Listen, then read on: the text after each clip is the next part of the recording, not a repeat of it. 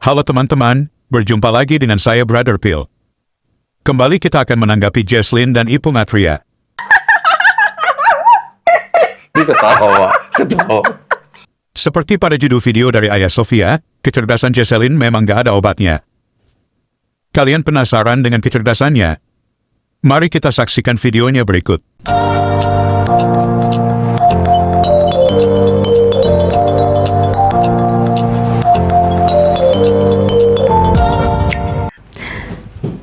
Ini kan Alkitab itu kan saat turun kepada Tuhan itu bukan dalam bahasa Indonesia. Betul.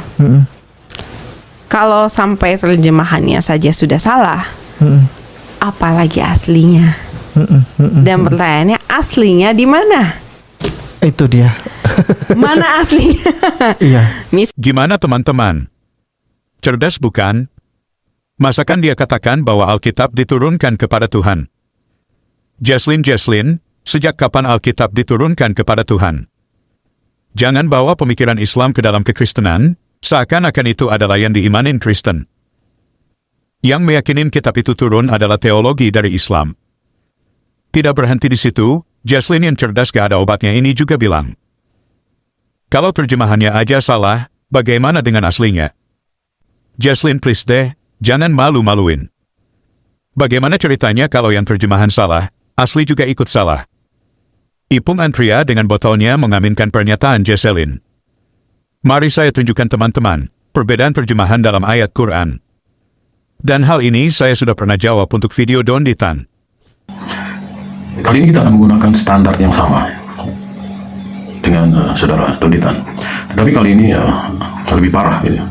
Karena terjemahan ini berbeda satu sama lain. Khususnya di surah 19 ayat 24 ya. Mengenai siapa yang berbicara di dalam ayat ini tidak jelas. Berbagai terjemahan berbeda satu sama lain. Contohnya di terjemahan Fadel Soliman, dia tidak mengatakan siapa yang sedang berbicara. Dia cuma bilang he, artinya dia laki-laki ya. Oke. Di Sahih Internasional juga mengatakan he, tapi dia nggak jelaskan siapa itu he itu. Oke. Tapi di terjemahan Abridged Explanation of the Quran, di sana dikatakan Gabriel. Oke. He tadi di sana, yang di Sahih Internasional cuma mengatakan kata ganti orang, menggunakan kata ganti orang. Tapi di Abridged Explanation of Quran mengatakan Gabriel. Oke. Di terjemahan lain juga mengatakan he. Ma'arif ul Quran mengatakan he, kata ganti orang. Terus Mufti Taqi Usmani mengatakan he. Terus di Dr. Gali then one, nggak tahu siapa ini, he or she. Oke. Terus di Abdul Halim, but a voice, nggak tahu siapa yang sedang berbicara, cuma muncul suara gitu. Oke. Tetapi di Tafhim ul Quran dikatakan the angel, oke, yang berbicara. Oke. English translation Pickthall, then one, tapi nggak tahu siapa then one ini. Terus English translation Yusuf Ali, a voice, tapi nggak tahu her or he, nggak tahu. Oke. Terus di Ruwat Center mengatakan bahwa then the baby. Oke. Sekarang udah mulai jelas ya. Sekarang the baby. Terus di Dr. TB Irving tidak jelas he or she. Oke. Tapi di terjemahan Muhammad Taqiyuddin mengatakan Isa atau Jibril yang bicara.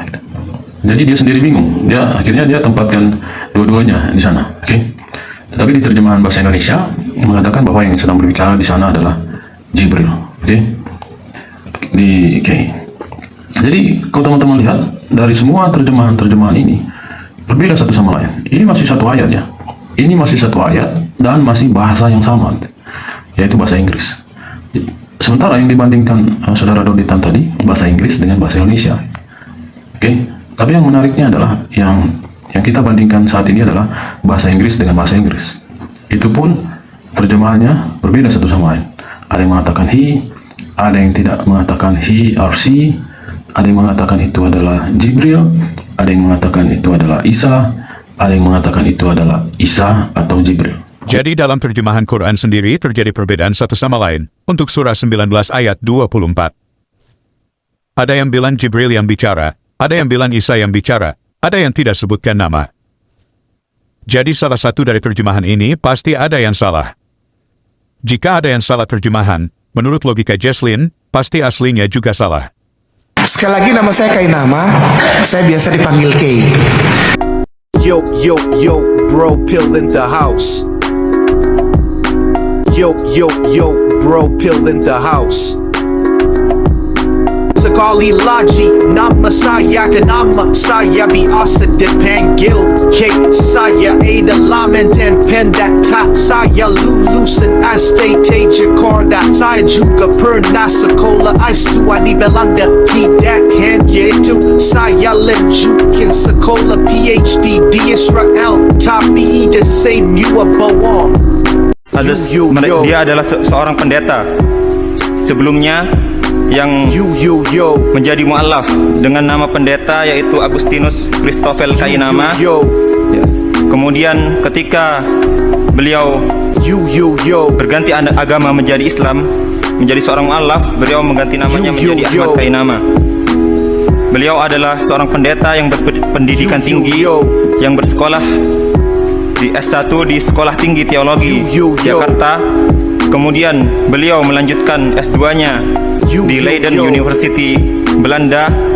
Kemudian tak sampai di situ, beliau terus meneruskan pendidikannya di S3 di Tanakh Biblical Studies Haifa Israel dengan mengambil bidang minat Holy Scriptural Biblical.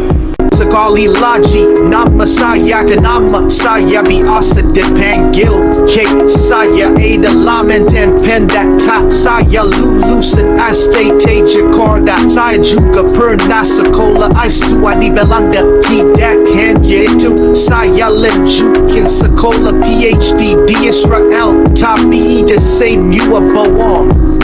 Tapi the same you are bohong. Ha ha ha. Aku bukan mantan pendeta, tidak pernah sekolah keluar, aku tidak pernah sekolah teologi, tidak pernah tahu apa-apa. Jadi makanya di sini saya heran. Kami tidak ada membahas tentang kekristenan, tetapi kenapa Anda yang merasa baper? Kami tidak mungkin membahas agama kamu kalau Allah tidak menyebutkannya dalam Al-Quran.